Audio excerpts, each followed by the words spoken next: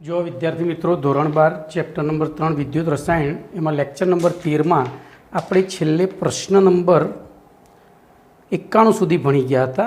91માં છેલ્લે એસક્યુ હતો। એસક્યુ 91 બળતણ કોષમાં ડાયહાઇડ્રોજન વાયુ સિવાય બીજા કયા વાયુઓ વાપરી શકાય? તો એમાં હાઇડ્રોજન ઉપરાંત કાર્બન મોનોક્સાઇડ, મિથેન અને મિથેનોલ આ ત્રણ વાપરી શકાય છે, ધ્યાન રાખજો।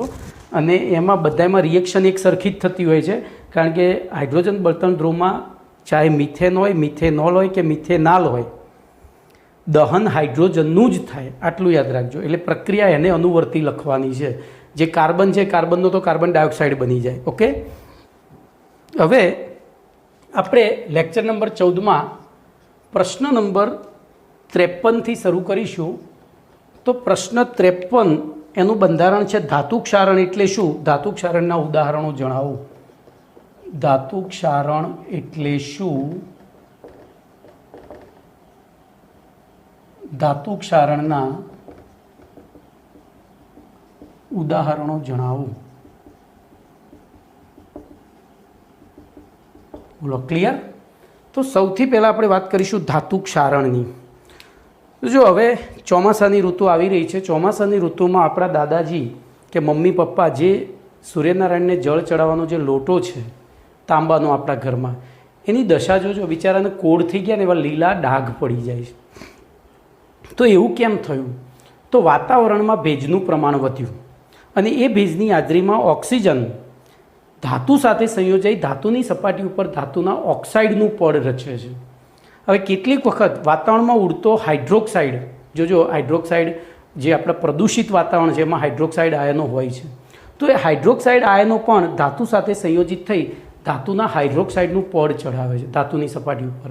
આમ ટૂંકમાં હવામાંના ભેજની હાજરીમાં ધાતુની હવામાંના ઓક્સિજન સાથે પ્રક્રિયા થઈ ધાતુની સપાટી ઉપર ધાતુના ઓક્સાઇડનું સ્તર રચાવાની ઘટના અથવા તો પ્રક્રિયાને શું કહે છે? ધાતુ ક્ષારણ કહે છે। શું કહે છે? ધાતુ ક્ષારણ કહે છે। દાખલા તરીકે વાત કરીએ તો લોખંડ, તો Fe ઉપર લાલ રંગનો કાટ લાગે છે, સિલ્વર ઉપર કાળા રંગનો, એલ્યુમિનિયમ ઉપર કાળા રંગનો, બરાબર? તો એનું સ્તર બાજે છે। આ બધી ધાતુ ક્ષારણની ઉદાહરણ છે। હવે આપણે પ્રશ્ન નંબર 54 જોઈશું। તો 54માં પ્રશ્નમાં આપણે Feનું એટલે કે આયનની ક્ષારણ પ્રક્રિયા સમજાવવાની છે।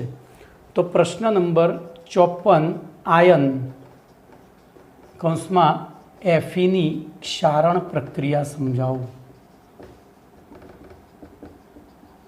અથવા કરીને પાછો બીજો પ્રશ્ન છે, અથવા કરીને બીજો પ્રશ્ન છે આયનની ક્ષારણ પ્રક્રિયામાં વિદ્યુત રાસાયણિક કોષની રચના સમજાવો।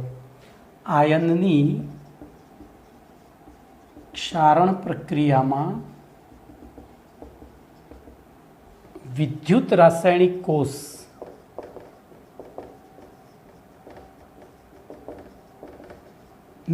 રચના સમજાવો।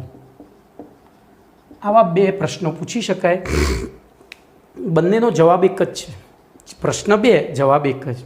તો સૌથી પહેલાં આપણે આયનની ક્ષારણ પ્રક્રિયાની વાત કરીશું, એની અંદર આ ઓટોમેટિક આવી જાય છે। તો કોઈ પણ ધાતુ જોજો, એ ધાતુમાં વળાંકવાળો ભાગ, તમે તમારી જે સાઇનો સિલ્કી કે જે બધી પેન વાપરો છો એ પેનના વાળશો ને, તો જો વાળ્યા વગર બધી જ આમ ટ્રાન્સપરન્ટ હશે અથવા એક જ કલરની હશે, વાળશો એટલે વળાંક આગળનો ભાગ સફેદ થઈ જાય છે। કેમ એવું થયું? તો વસ્તુ વળે, જો સીધી હતી એટલે અણુઓની ગોઠવણી નિયમિત હતી, બરાબર? બધા જ એકબીજાથી ચોક્કસ આકર્ષણ અપાકર્ષણ બળ વડા જોડાયેલા હતા, પણ તમે એને વાળો છો એટલે જે વળાંક આગળના પરમાણુઓ છે એમની ગોઠવણીમાં અનિયમિતતા આવે છે, એમની વચ્ચે પ્રવર્તું આકર્ષણ અપાકર્ષણ બળ બદલાય છે, અને જ્યાં અનિયમિતતા, જ્યાં અવ્યવસ્થા, ત્યાં ધમાચકડી, સક્રિયતા, ધમાચકડી એ સક્રિયતાની નિશાની છે, બરાબર? તો અહીંયા આપણે જોઈએ તો ધાતુ આયનની સપાટી ઉપર વળાંકવાળો ભાગ, પછી ખાડાવાળો ભાગ। જોજો કોઈ જગ્યાએ ખાડો હોય, આવો એક ખાડો છે, તો આ જે અણુ છે પોતાના જેવા અન્ય અણુઓ વડે ઘેરાયેલો ખાલી એક જ દિશામાંથી છે, બાકીની 3 દિશાઓ એની કેવી છે? ખુલ્લી છે, એટલે કે 3 દિશામાંથી એ સક્રિય થઈ શકે એમ છે। જ્યારે આ વચ્ચે રહેલો અણુ હશે તો એ વચ્ચેનો અણુ બધા વડે ઘેરાયેલો છે એટલે નિષ્ક્રિય હશે, બરાબર? તો ફરી એકવાર વળાંકવાળો ભાગ, ખાડાવાળો ભાગ કે જ્યાં જોડાણ આવતું હોય, હવે જોડાણ આવતું હોય એટલે શું થાય, ધાતુની આપણે ધાતુ જ્યારે એક સ્ફટિક વસ્તુ છે અને એને જ્યારે સ્ફટિકીકરણ કર્યું હોય ત્યારે એક નિયમિત ગોઠવણી થઈ હોય, પણ વેલ્ડિંગ કરીએ એટલે શું થાય, વસ્તુ ગરમ થાય, વચ્ચે ધાતુ પીગળીને પૂરાઈ જાય તિરાડમાં અને ફરીથી ઝડપથી ઠંડુ થાય. અને ઝડપથી ઠંડુ થાય, તમે પહેલા પાઠમાં ભણશો કે કોઈપણ પદાર્થને ગરમ કરી અને ઝડપથી ઠંડો પાડીએ ને ત્યાં અસ્ફટિકમયતા આવે એટલે કે અનિયમિતતા આવે. તો જોડાણવાળો ભાગ અને અશુદ્ધિવાળો ભાગ, જોજો અહીંયા દાખલા તરીકે બધા જ પરમાણુ એફીના છે, પણ વચ્ચે એક કોપરનો કે બીજી કોઈ ધાતુનો પરમાણુ આવી ગયો હોય તો એ અશુદ્ધિના કારણે અહીંયા પ્રવર્તતા આકર્ષણ અપાકર્ષણો બળો બાકીના બધા આકર્ષણ અપાકર્ષણ બળો કરતાં કેવા હશે, તો જુદા હશે, ઓછા હશે, અને એના કારણે આ ભાગ પાછો સક્રિય થાય. તો કોઈપણ ધાતુના કયા ભાગ સક્રિય હોય, તો પહેલો વળાંકવાળો ભાગ, બીજો ખાડાવાળો ભાગ, ત્રીજો જોડાણ એટલે કે સાંધો હોય, અને ચોથો જ્યાં અશુદ્ધિ હોય. અને આવા ભાગમાં રહેલા ધાતુના પરમાણુઓ સક્રિય હોય છે. આવા પરમાણુઓ કેવા હોય છે, સક્રિય. અને આ સક્રિય પરમાણુ હવામાંના ઓક્સિજન સાથે સંયોજાઈ ઓક્સિડેશન પ્રક્રિયા અનુભવે છે. બરાબર. હવે આપણે આકૃતિ દ્વારા આખી થિયરી ભણીશું. તો જોજો હું અહીંયા આકૃતિ દોરું છું, થોડી નાની દોરીશ, આમ તો નાની તો બહુ નહીં પણ તમને દેખાય એવડી તો દોરીશ. ધારો કે એક આ ધાતુનો સળિયો છે અને એ ધાતુના સળિયામાં આ ખાડો છે. બોલો, ખાડો છે તો મેં હમણાં કહ્યું એમ આ પરમાણુ કેવો હશે, તો સક્રિય. અને સક્રિય છે એ એફી, તો એ શું કરશે, હવામાંના ઓક્સિજન સાથે સંયોજાશે. એટલે અહીંથી એ જોજો કઈ પ્રક્રિયા કરશે, એફી ગીવ્સ એફી +2 ઇલેક્ટ્રોન માઇનસ. અહીંયા આ પ્રક્રિયા થશે. કઈ પ્રક્રિયા થઈ, ઓક્સિડેશન. ઓક્સિડેશન થાય તો આ બિંદુને કયું બિંદુ કહેવાય, એનોડ. જો આની સમજૂતી એ ભેગી આપતો જોઉં છું. હવે આ રીતે મુક્ત થયેલા 2 ઇલેક્ટ્રોન, બોલો ધાતુનો સળિયો છે, તો એ વહન પામી ધાતુ સપાટીના એવા બિંદુ પાસે આવશે કે જ્યાં H+ આયનો હાજર હોય. ધાતુ સપાટીના એવા બિંદુ પાસે આવશે કે જ્યાં H+ આયનો હાજર હોય. બોલો એ H+ આયનો હાજર કઈ રીતે હોય, તો ધ્યાન એ રાખજો, ધાતુને ક્ષારણ એટલે કે ધાતુને કાટ લાગવાની પ્રક્રિયા કઈ ઋતુમાં વધી જાય ઝડપી, તો ચોમાસામાં.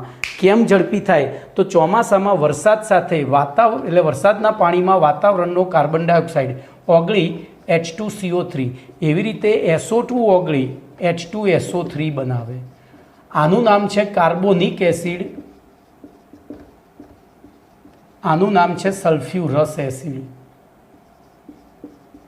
હવે જોજો શું થશે, આ કાર્બોનિક એસિડ વરસાદ સાથે ધાતુની સપાટી ઉપર પડ્યો, એસિડ છે, એસિડ છે તો સપાટી ઉપર એનું પાછું શું થાય, તો H2CO3 માંથી HCO3 માઇનસ અને H+, એવી રીતે અહીંયા H2SO3 માંથી HSO3 માઇનસ અને H+ આયનો ઉત્પન્ન થાય.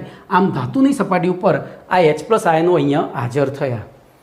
હવે જોજો એ H+ હાજર છે, ત્યાં 2 ઇલેક્ટ્રોન આવ્યા, વાતાવરણમાંથી ઓક્સિજન આવ્યો.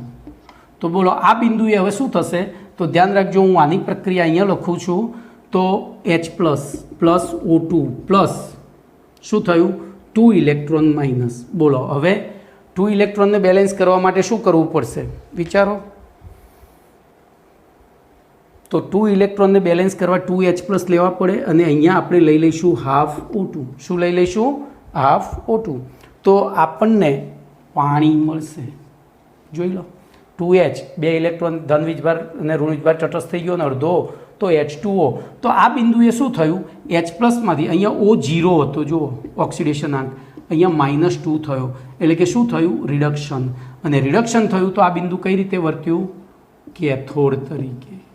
હું આનો સમજૂતી આપતો જોઉં છું. બરાબર, આ બિંદુ કઈ રીતે વર્ત્યું, કેથોડ તરીકે. અને હવે આપણે એનોડ કેથોડ ઉપર થતી કુલ પ્રક્રિયાનો સરવાળો કરીએ, કુલ કોષ પ્રક્રિયા. તો જોજો અહીંયા કુલ કોષ પ્રક્રિયા શું થાય છે. જોજો હવે સરળતા ખાતર ચોપડી પ્રમાણે હું પેમ્પલેટ પ્રમાણે જોઉં તો એને આ પ્રક્રિયાને 2 વડે ગુણી છે. એટલે બોલો અહીંયા 4 ઇલેક્ટ્રોન થયા, આ આખી પ્રક્રિયાને 2 વડે ગુણી છે. એટલે આપણે અહીંયા એનોડ ઉપર થતી પ્રક્રિયા હું લખીશ 2Fe gives 2Fe +2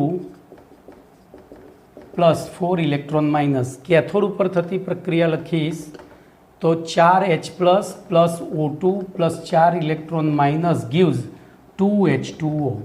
બોલો 4 ઇલેક્ટ્રોન ગયા। સામે હવે સેલ રિએક્શન આખી લખીએ તો 2Fe plus 4H plus O2 gives 2Fe plus 2 plus 2H2O। આવી સેલ રિએક્શન થાય અને એનો કોષ પોટેન્શિયલ E0 સેલ 1.67 વોલ્ટ છે। કેટલો? સોરી, હા 1.67 છે। આનો 1.23 વોલ્ટ છે, આનો 1.23। બોલો આ પ્રક્રિયા ક્યાં આવી હતી ભાઈ? હાઇડ્રોજન બળતણ કોષની પ્રક્રિયા 1.23 વોલ્ટ આવ્યો હતો ને ત્યાં, બરોબર। ચલો હવે જોજો અહીંયા એનોડ ઉપર જે Fe+2 ઉત્પન્ન થયો હતો એ Fe+2 ફરીથી હવામાંના ઓક્સિજન સાથે સંયોજાઈને, એટલે જોજો Fe+2 પહેલાં O-2 સાથે જોડાઈ FeO બનાવે, એ પાછો ફરીથી O સાથે જોડાઈ Fe2O3 બનાવે, એની અંદર હવામાંનો ભેજ ભળે એટલે Fe2O3 × XH2O આવું અણુસૂત્ર ધરાવતો લાલ રંગનો એક પદાર્થ બને છે, જેને આપણે લોખંડનો કાટ અથવા તો ક્ષાર કહીએ છીએ। હવે કદાચ તમારા પેમ્પલેટમાં, મારી પાસે જે પેમ્પલેટ છે એમાં અણુસૂત્ર લખવાનું રહી ગયેલું છે, તમારામાં રહી ગયું હોય તો લખી નાખજો। ત્યાં વચ્ચે છેલ્લેથી બીજી લાઇનમાં પ્રશ્નની આથી આયનની સપાટી ઉપર આણવીય સૂત્ર સીધું જ વચ્ચે આ Fe2O3 × H2O આણવીય સૂત્ર ધરાવતું લાલ રંગનું સ્તર રચાય છે, જેને આયનનો કાટ કહે છે। હવે આયનની સપાટી પર જે બિંદુ એનોડ તરીકે વર્તે છે, જો કાટ લાગવાની શરૂઆત ક્યાંથી થાય? તો આ જે આ કાટ લાગવાની પ્રક્રિયા છે વિદ્યુત રાસાયણિક કોષ પ્રક્રિયા છે, અને આપણને ખબર છે વિદ્યુત રાસાયણિક કોષ પ્રક્રિયાની શરૂઆત ક્યાંથી થાય? એનોડથી। વિદ્યુત વિભાજન કોષ પ્રક્રિયા ક્યાંથી શરૂ થાય? કેથોડથી। તો આ 1 માર્ક્સનો MCQ પૂછાઈ ગયો છે કે ધાતુની સપાટી ઉપર કાટ લાગવાની શરૂઆત કયા બિંદુએથી થાય છે? તો જે બિંદુ એનોડ તરીકે વર્તતું હોય તે બિંદુએ, અને ત્યાંથી કાટ લાગતો પ્રસરતો આખી ધાતુ સુધી પ્રસરી જાય છે। કમ્પ્લેટ। ચલો હવે અહીંયા એક એડિશનલ વસ્તુ હું તમને શીખવાડીશ। આપણી ચોપડીની થિયરી તો પૂરી થઈ ગઈ, આ તો ચોમાસામાં લાગતા કાટની વાત થઈ। બોલો ઉનાળામાંય કાટ લાગે છે, ખાસ કરીને આપણે ગુજરાતી, આપણી મમ્મીઓ બહુ જ ચોખ્ખી હોય, ગામ ગંદુ થાય ચાલે, ઘરમાં ગંદકી ના ચાલે। એટલે જોજો તમે અઠવાડિયે 10 દિવસે મમ્મી નવરી પડે ને એટલે બધું ધોતી જ હોય, અને એમાં આપણા ઘરની અંદર લોખંડની જાળી હોય એ ધોવે। હવે જો ત્યાં કોઈ જગ્યાએ કોઈ જગ્યાએ કલર ઉખડી ગયો હોય અથવા તો સાંધો હોય તો ત્યાં કાટ આવે છે, ધ્યાનથી જોજો। હવે એ કાટ કેમ આવ્યો? તો આ પ્રક્રિયા તો કોઈ પણ ઋતુમાં થવાની છે, એનોડ ઉપરની પ્રક્રિયા તો કોઈ પણ ઋતુમાં થવાની છે, પણ કેથોડ ઉપરની પ્રક્રિયા આપણે જે પ્રમાણે ભણ્યા એ પ્રમાણે વરસાદ થાય તો જ થાય, એટલે કે પાણી હોય તો જ થાય। હવે જોજો ચોમાસા સિવાયની ઋતુમાં વરસાદ હોતો નથી, તો પછી કાટ કેમ લાગે? તો આપણી મમ્મી જે પાણી નાખે છે ને એની ઉપર ધોવા માટે, એ પાણીના સંસર્ગથી। તો એવી પરિસ્થિતિમાં કેથોડ ઉપર કઈ પ્રક્રિયા થશે? જોજો ચોમાસા સિવાયની ઋતુમાં આ એક MCQ પૂછાઈ ગયેલો છે કે ચોમાસા સિવાયની ઋતુમાં ધાતુની સપાટી ઉપર એટલે લોખંડની સપાટી ઉપર કેથોડ તરીકે વર્તતા બિંદુએ થતી રિડક્શન પ્રક્રિયા જણાવો। તો ત્યાં શું થશે? બરોબર, જો અહીંયા ધ્યાન રાખજો, તો પાણીના 2 અણુ ત્યાંથી આવતા 4 ઇલેક્ટ્રોન સ્વીકારી શું બનાવશે? બોલો શું બનાવશે? વિચારો। ત્યાં H+ હાજર નથી, H+ હાજર નથી, તો 2OH- બરોબર, 2OH- પ્લસ H2 બનાવશે। બેલેન્સ થયું સમીકરણ? જુઓ તો અહીંયા 2 ઇલેક્ટ્રોન માઇનસ લેવાના છે, ત્યાંથી આપણે 2 વડે નહીં ગુણવાનું। શું થશે? H2O plus 2 electron minus gives 2OH- plus H2, તો 2 દુ 4, 4 O 2 અને બરોબર। તો આ રિએક્શન થાય છે ક્યારે? હા, ચોમાસા સિવાયની ઋતુમાં કેથોડ ઉપર થતી પ્રક્રિયા। કમ્પ્લેટ। તો આ એક એડિશનલ વસ્તુ છે જે યાદ તમારે રાખવાની છે। ચલો એના પછી પ્રશ્ન નંબર 55ની વાત કરીશું।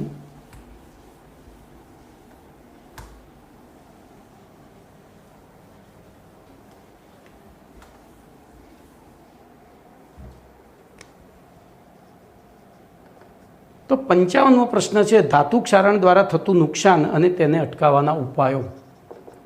ધાતુ ક્ષારણ દ્વારા થતું નુકસાન અને તેને અટકાવવાના ઉપાયો જણાવો. તો જોજો અહીંયા આ થિયોરિટિકલ પ્રશ્ન છે. તો ધાતુ ક્ષારણના લીધે સૌથી પહેલું નુકસાન ધાતુના બનેલા મકાનો. આપણા દાદાએ મકાન બનાવ્યું હોય આજથી 30-40 વર્ષ પહેલાં, તો એ મકાન અત્યારે જર્જરિત થઈ ગયું છે, ધાબામાં પોપડા પડે છે. કેમ? તો વારંવાર વરસાદ પડવાથી ધાબામાં ભેજ ઉતર્યો હોય ને ભેજમાં ધાતુના સળિયા છે ને કાટ લાગે એટલે ફૂલે. જોજો એક બીજો MCQ, ધાતુને કાટ લાગે તેનું દળ વધે કે ઘટે? બોલો. તો દળ વધે. કેમ? તો ધાતુ એકલી હતી, એની અંદર ઓક્સિજન આવી ગયો. હવે તો આ યાદ રાખજો, આ MCQ પૂછાઈ ગયેલો છે. કોઈ પણ ધાતુનું કાટ લાગે ને એટલે એનું દળ વધે.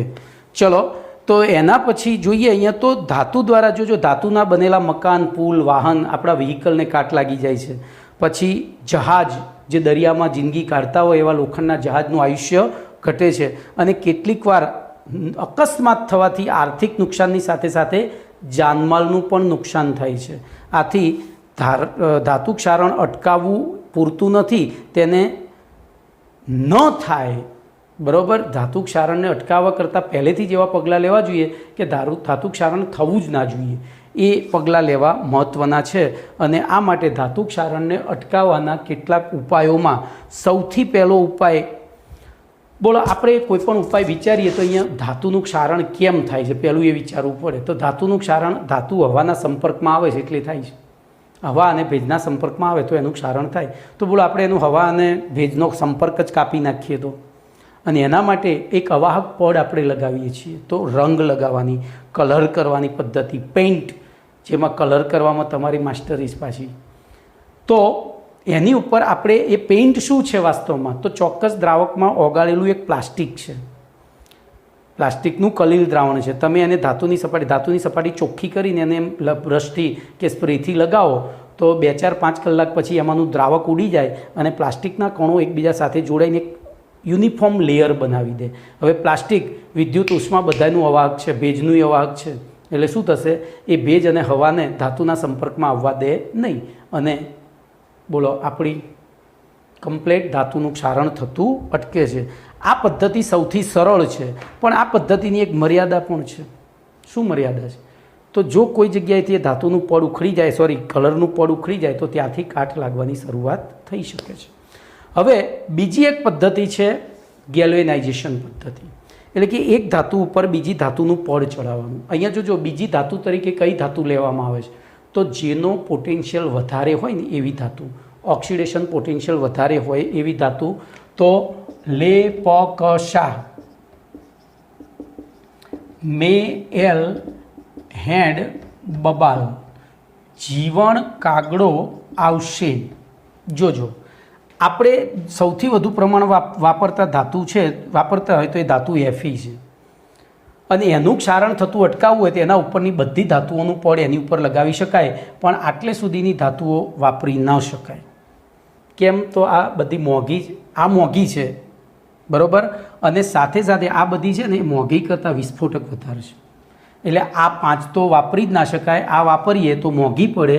તો હવે આપણી પાસે 2 વસ્તુ રહી, ઝીંક અને ક્રોમિયમ. એમાં આપણે ઝીંકનો ઉપયોગ કરીએ છીએ કારણ કે ક્રોમિયમ કડક ધાતુ છે, એટલે એનું પડ ઝડપથી નીકળી જાય છે.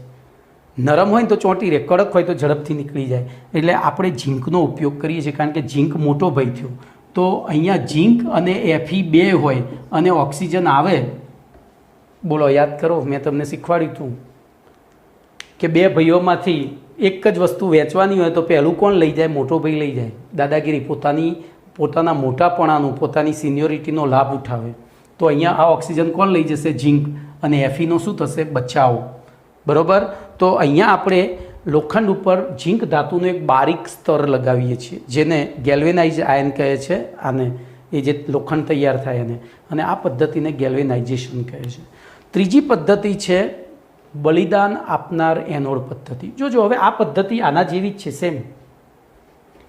પણ એ પદ્ધતિ જે સ્ટીલ એટલે કે લોખંડ ઉત્પાદન કરતી ફેક્ટરીઓ છે એમાં ઉપયોગ થાય છે. શું ચોમાસામાં લોખંડનું ઉત્પાદન કરતી અથવા એનું શુદ્ધિકરણ કરતી ફેક્ટરીઓ બંધ થઈ જાય? ના, એ તો ચાલુ જ હોય.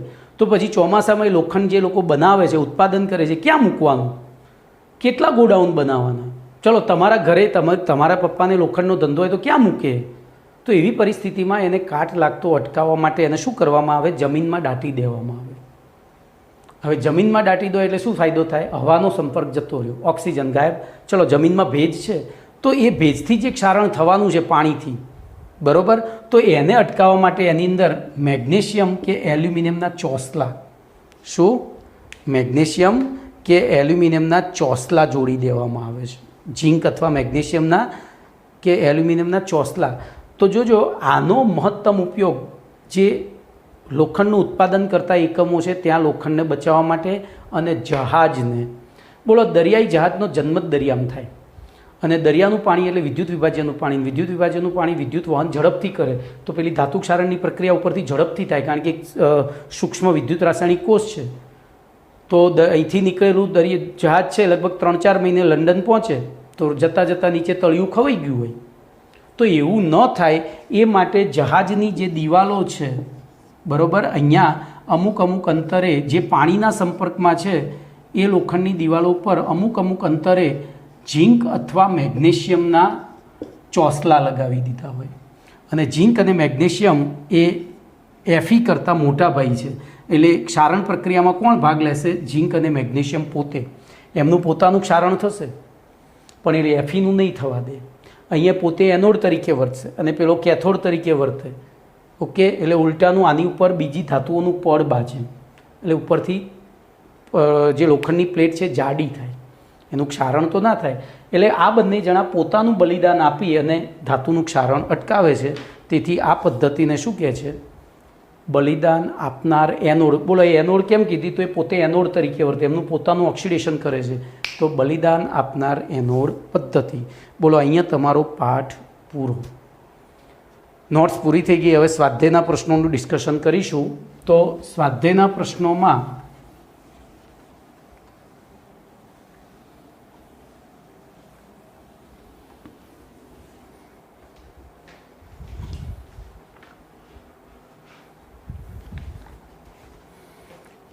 તો જોજો અહીંયા પહેલો પ્રશ્ન છે સ્વાધ્યાયના પ્રશ્નો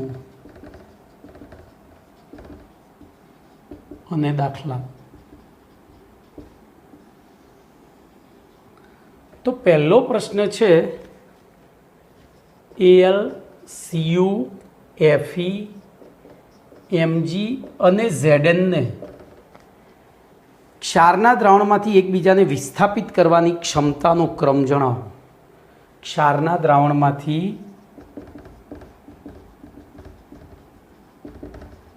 એકબીજાને વિસ્થાપિત કરવાનો ક્રમ જણાવો. જોજો પ્રશ્નને સમજશો તો જવાબ તમને આવડે છે. ક્ષારનું દ્રાવણ, ધારો કે હું MCl લઈ લઉં, ધાતુના ક્ષારનું દ્રાવણ. એમ હવે આ ધાતુમાં એમ તરીકે AL, CU, Fe, Mg ને Zn હોઈ શકે.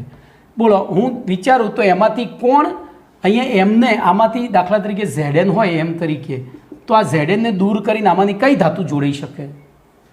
તો જેનું ઓક્સિડેશન પોટેન્શિયલ વધારે હોય અને જેનું ઓક્સિડેશન પોટેન્શિયલ વધારે છે એની યાદ રાખવાની આપણી પાસે ટ્રીક છે. શું હતી trick?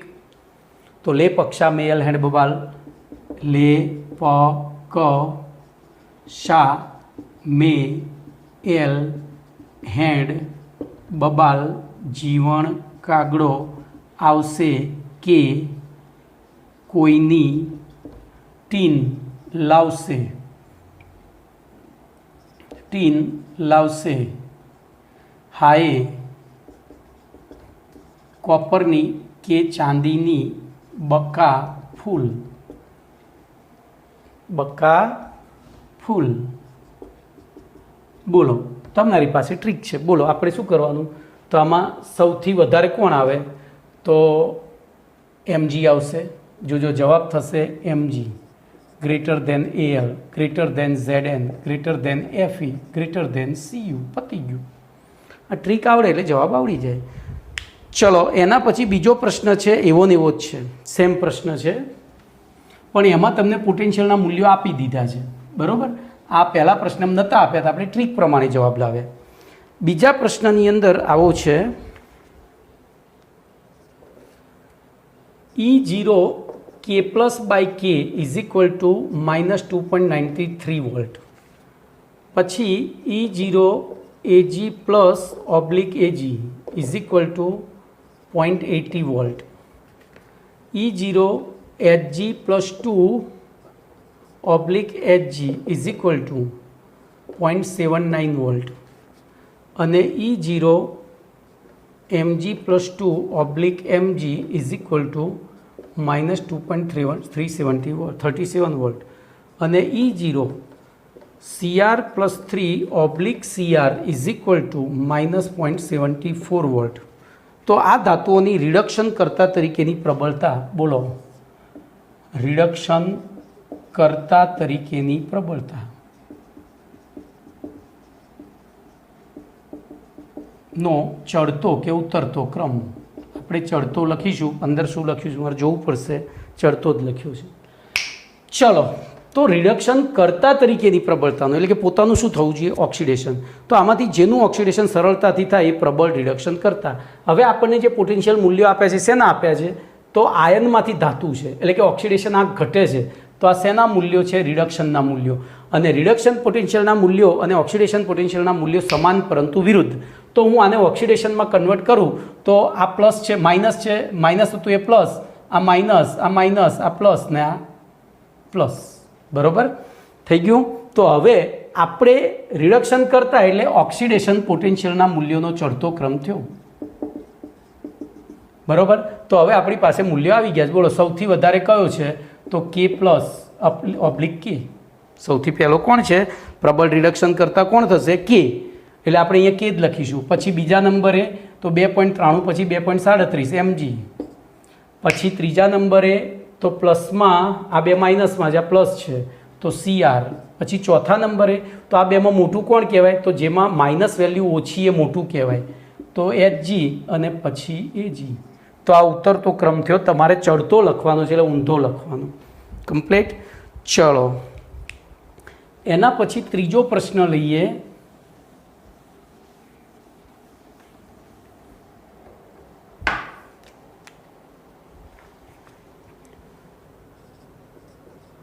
Zn solid plus 2Ag plus aqueous gives Zn plus 2 aqueous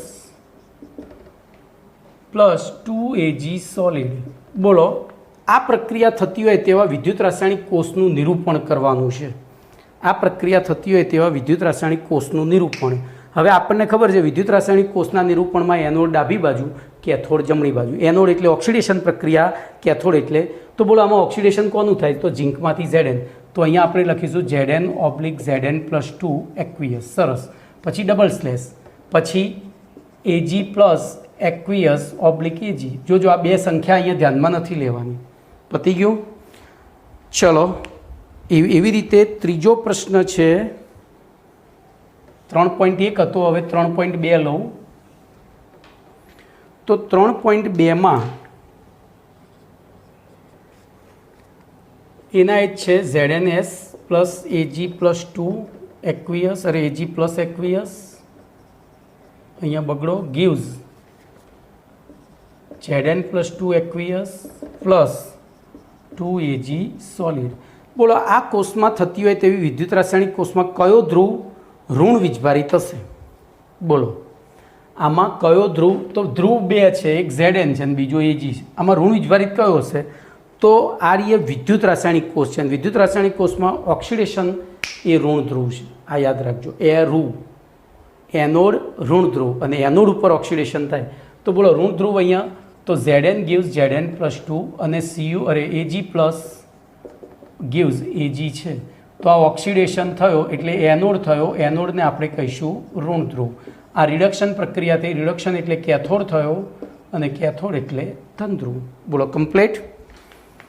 ચલો, એવી જ રીતે આ જ કોષમાં વિદ્યુત રાસાયણિક કોષમાં વિદ્યુત પ્રવાહનું વહન કરતા વાહકો જણાવો.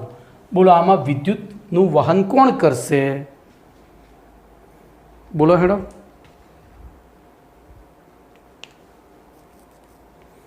આમાં વિદ્યુતનું વહન કોણ કરશે? તો આંતરિક પરિપથમાં ઋણ આયનો, આમાંથી કે નહીં. આપણે ભણી ગયા છીએ વિદ્યુત રાસાયણિક કોષમાં બાહ્ય પરિપથમાં વિદ્યુતનું વહન ઇલેક્ટ્રોન દ્વારા થાય અને આંતરિક પરિપથમાં ઋણ આયનો વડે. તો અહીંયા આપણે સીધું એ જ લખી દેવાનું છે. પછી આના જ પ્રક્રિયામાં થતી હોય તેવા વિદ્યુત રાસાયણિક કોષમાં દરેક ધ્રુવ ઉપર થતી વ્યક્તિગત પ્રક્રિયા લખો. મેં હમણાં જ લખી હતી. બોલો એનોડ ઉપર કઈ પ્રક્રિયા થશે? તો ઓક્સિડેશન. ઓક્સિડેશન અહીંયા કયું છે?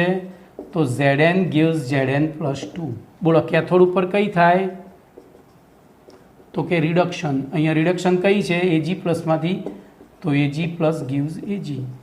અહીંયા 2 ઇલેક્ટ્રોન માઇનસ લખવા પડે, અહીંયા 2 ઇલેક્ટ્રોન એડ કરી 2Ag લખવા પડે. બરાબર. ચલો હવે દાખલા નંબર 4.1. દાખલા નંબર 4.1ની વાત કરીશું. સ્વાધ્યાયનો દાખલો છે. જોઈએ રકમ લખીએ.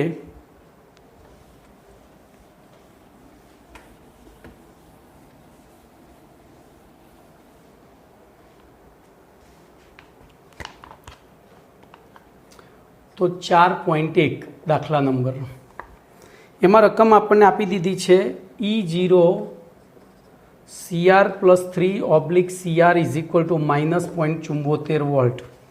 પછી E0 Cd+2/Cd -40 વોલ્ટ.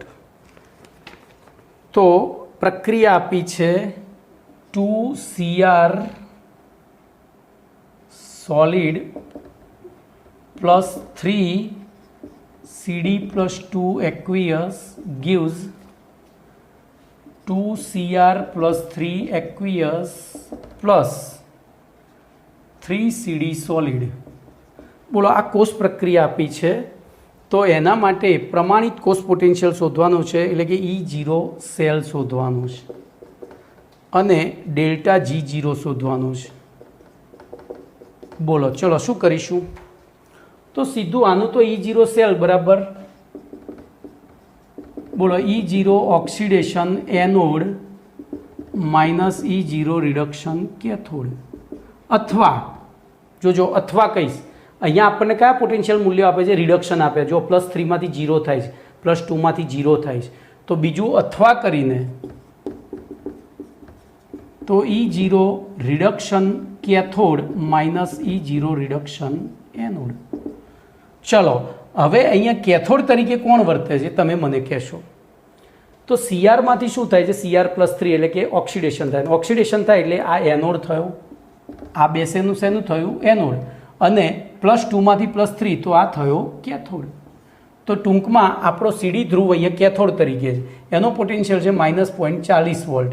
-0.74 એટલે કે -0.40 વત્તા 0.74 બરાબર +0.34 વોલ્ટ. આન્સર 1. ચલો હવે ડેલ્ટા G0 શોધવો છે. તો ડેલ્ટા G0 બરાબર -NfE0 સેલ. બોલો અહીંયા n આ પ્રક્રિયામાં કેટલા ઇલેક્ટ્રોન ભાગ લે છે મને કહી દો. તો 0 માંથી +6 થાય છે અને +6 માંથી 0 થાય છે, એટલે કેટલા ઇલેક્ટ્રોને ભાગ લીધો? 6. તો -6 ગુણ્યા 96,500 ગુણ્યા 0.34 બરાબર કેલ્સી ચલાવીએ તો 6 ગુણ્યા 96,500 ગુણ્યા 0.34 બરાબર 196860. હવે જોજો આ કુલંબ હતા, આ વોલ્ટ છે, તો કુલંબ વોલ્ટ. અને કુલંબ વોલ્ટ એટલે શું થાય? જૂલ થાય. કુલંબ વોલ્ટ એટલે શું થાય?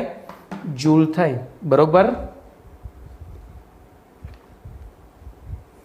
તો જવાબ તમારો જૂલમાં ફેરવીએ. અહીંયા સોરી મારે માઇનસ રહી ગયું. તો -100 કેમ આમ થાય છે? 196.86 જૂલ. કિલો જૂલમાં ફેરવીએ તો -196.86 કિલો જૂલ. બોલો આન્સર. હવે જોજો મેં તમને જે ગણીને આપ્યો છે દાખલો, એમાં મેં દાખલાને કદાચ એક્સટેન્ડેડ ના સંતુલન અચળાંક શોધવાનો છે, કે પણ શોધવાનો જ છે અહીંયા. તો હવે શું કરીશું? આ બે શોધાઈ ગયું છે. હવે હું સૂત્ર મૂકીશ. બોલો ડેલ્ટા G0 બરાબર -2.303. RT log K થાય, યાદ આવે છે? ડેલ્ટા G0 બરાબર -2.303 RT log K. હવે હું પેલું ભૂસી નાખીને આપણે એની ગણતરી કરીએ.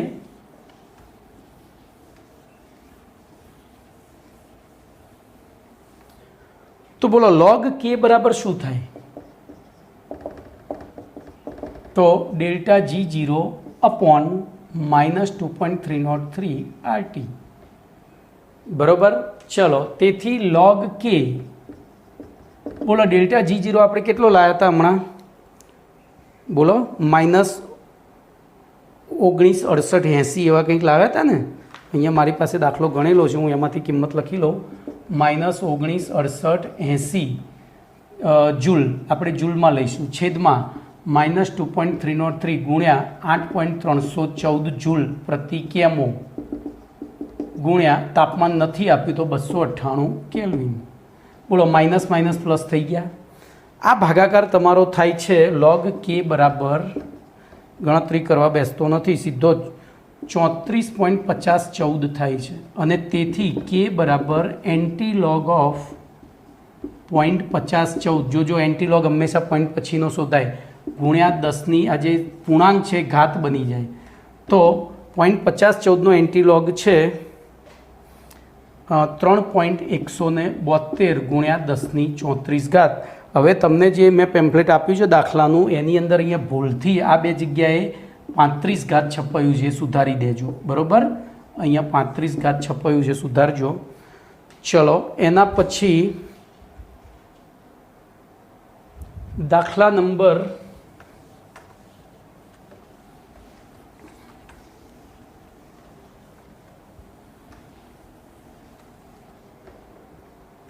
4.2 જોઈશું.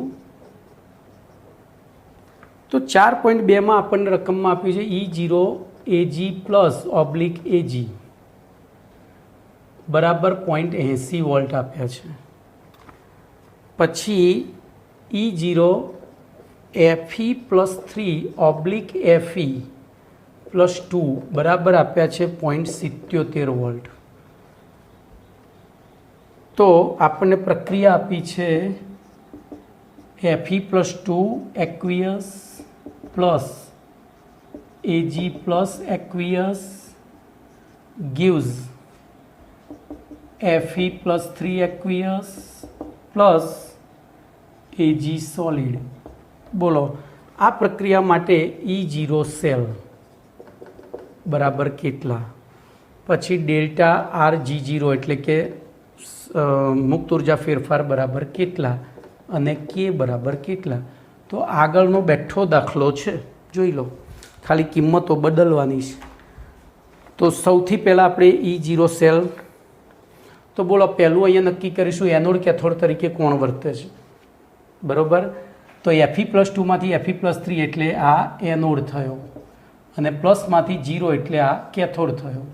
બરાબર, આપણે આ બધું મેં તમને છે ને અંદર સમજાવીને આપ્યું છે બધું, પણ દાખલો ગણતી વખતે આપણને ખબર પડી જોઈએ પ્રક્રિયા ઉપરથી આ એનોડ. તો બોલો હું અહીંયા E0 સેલ બરાબર E0 રિડક્શન, હવે અહીંયા આપણને રિડક્શન પોટેન્શિયલ આપ્યા છે એટલે પેલા આગળના દાખલા જેવું નહીં કરવાનું, એ પહેલો હતો એટલે. બોલો E0 reduction cathode minus E0 reduction anode લખ્યું. અહીંયા કિંમતો મૂકીએ તો E0 કેથોડ તરીકે બોલો કોણ વર્તતું હતું? તો AG. તો AGની વેલ્યુ મૂકીએ 0.80 માઇનસ બોલો 0.77 બરાબર બોલો કેટલી થઈ? તો પ્લસ 0.03 વોલ્ટ. આ તમારો આન્સર 1. ચલો, પહેલો મળી ગયો. હવે બીજો જોઈએ. તો ડેલ્ટા G0 બરાબર માઇનસ NFE0 સેલ. ચલો, માઇનસ આ પ્રક્રિયામાં કેટલા ઇલેક્ટ્રોન ભાગ લે છે? તો +2માંથી +3 થયો એટલે 1 ગુમાવ્યો, +1માંથી 0 થયો એટલે 1 મેળવ્યો. તો -1 ગુણ્યા 96500 ગુણ્યા 0.03 બરાબર બોલો અહીંયા તમારો જવાબ એ રહ્યો આવે છે. એક મિનિટ, અહીંયા મારે કેલ્સીથી ગણવો પડશે, ત્યાં ગણેલો છે પણ જોવું. તો 96500 ગુણ્યા 0.03 એટલે 2895 જૂલ આવ્યો. Minus 2895 joule. ચલો, હવે તો બીજો એ મળી ગયો, આને કહીશું A2 આને કહીશું A2 બરાબર। હવે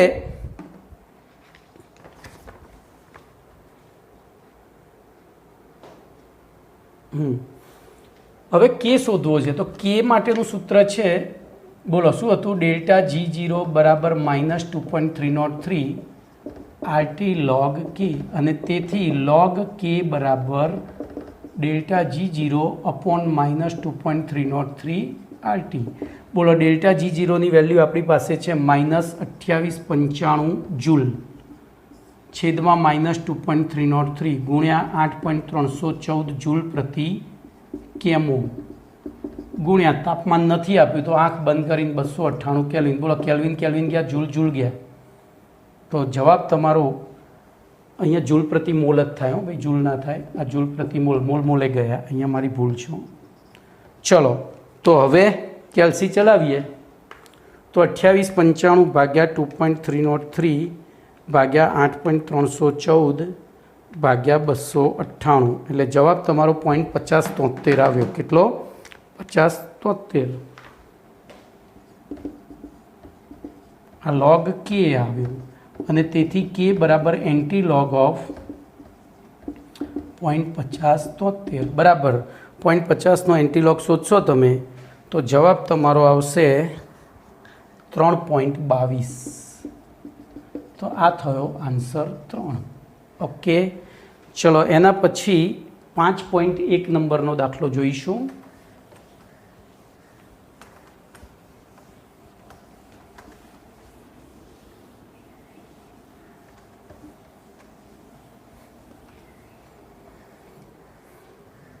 ન્યુમેરિકલ્સ 5.1 બોલો અહીંયા પણ E0 mg+2/mg આપ્યો છે આપણને -2.37 વોલ્ટ। E0 Cu+2/Cu આપ્યો છે +0.34 વોલ્ટ। T બરાબર આપી દીધું છે 298 કેલ્વિન।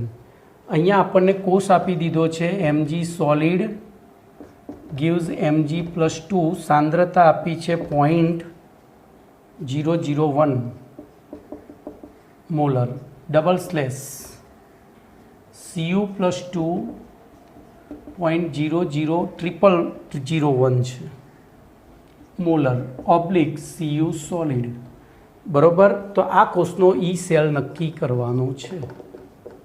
ચલો જોજો હવે અહીંયા તમારી કસોટી થઈ જશે આ દાખલામાં।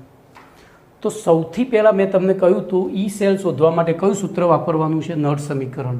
અને નળ સમીકરણ આપણી પાસે છે ઈ સેલ બરાબર E0 સેલ માઇનસ, બોલો ટેમ્પરેચર 298 છે એટલે 0.059 by n into log QC। તો આપણે QC શોધવો પડશે। બોલો QC શોધવા માટે શું કરીશું? તો QC શોધવા માટે સૌથી પહેલાં તમારે એનોડ કેથોડ ઉપર થતી પ્રક્રિયા અને સેલ રિએક્શન લખવી પડે। બોલો અહીંયા એનોડ ઉપર કઈ પ્રક્રિયા થાય છે? તો mg gives mg+2 electron minus. બોલો કેથોડ ઉપર કઈ પ્રક્રિયા થાય છે? બોલો તો Cu+2 electron minus gives Cu બરાબર।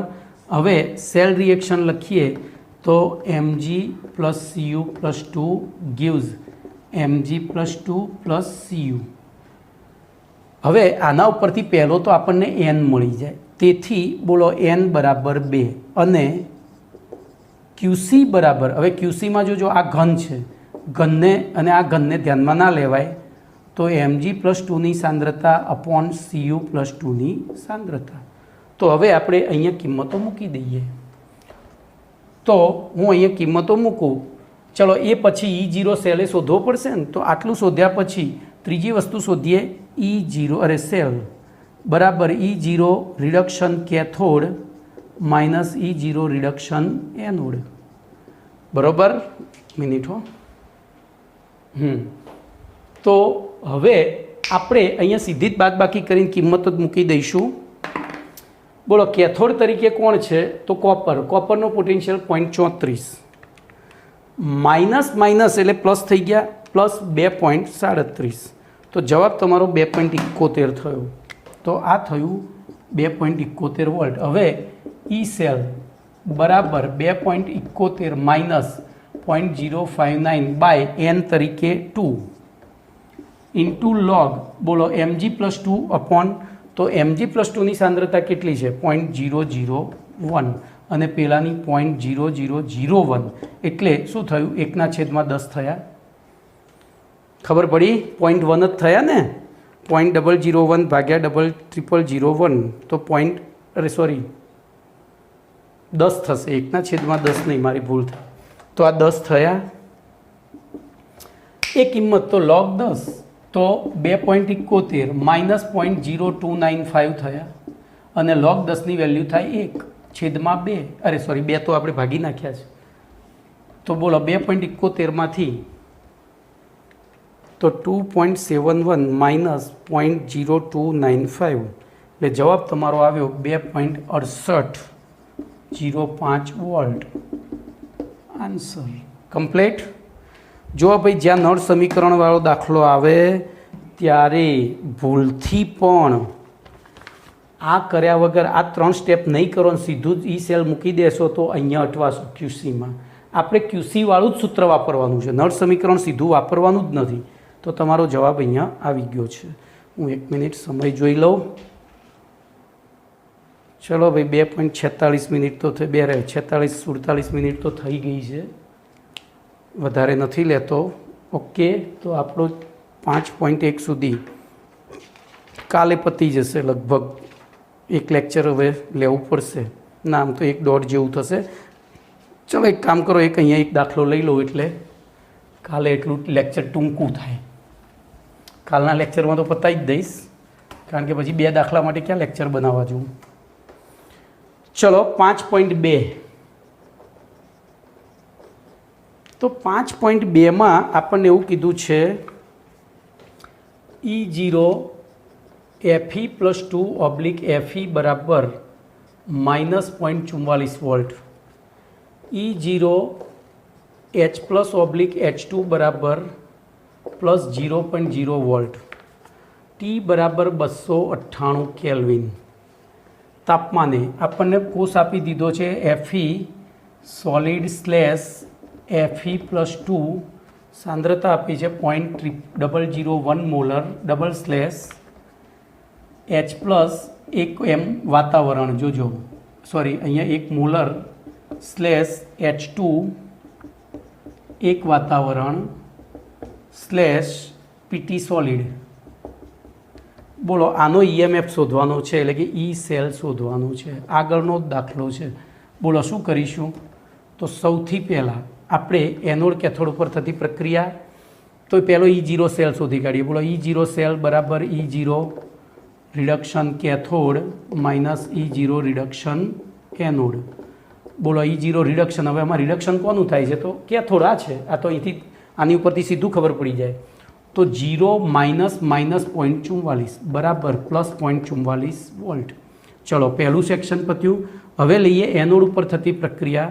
તો એનોડ ઉપર Fe gives Fe+2 electron minus. ચલો કેથોડ ઉપર તો H+, હવે અહીંયા 2 છે એટલે 2 લઈએ તો 2 ઇલેક્ટ્રોન માઇનસ gives H2. બોલો સેલ રિએક્શન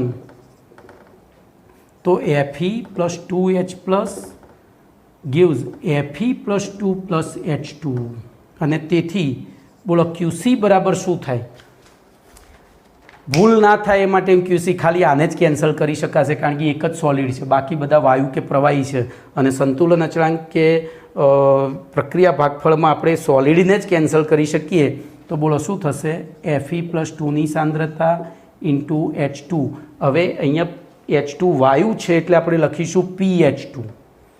જો જી નીટમાં ભૂલ ના થાય એટલે આ દાખલો આ રીતે ગણાવું છું, અને H+નો સ્ક્વેર.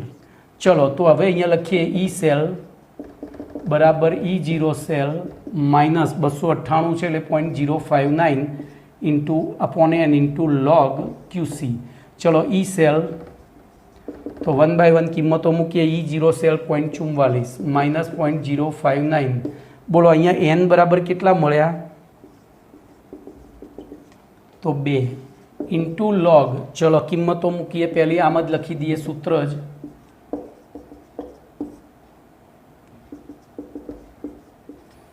તો 0.44 માઇનસ 0.0295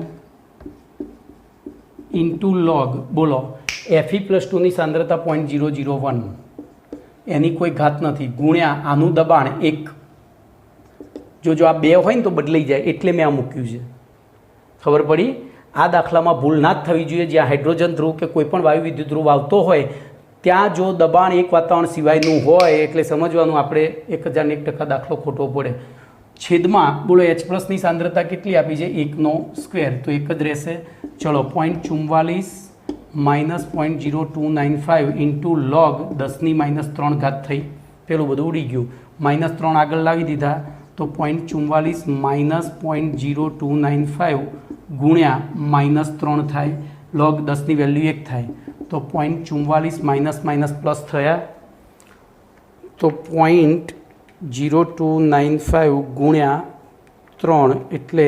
0.0885 વત્તા 0.44 એટલે તો ઈ સેલ બરાબર 0.5285 આન્સર કયો દાખલો પત્યો તમારો 5.2 બરાબર 5285 તો અહીંયા સુધી રાખીએ છીએ ઓકે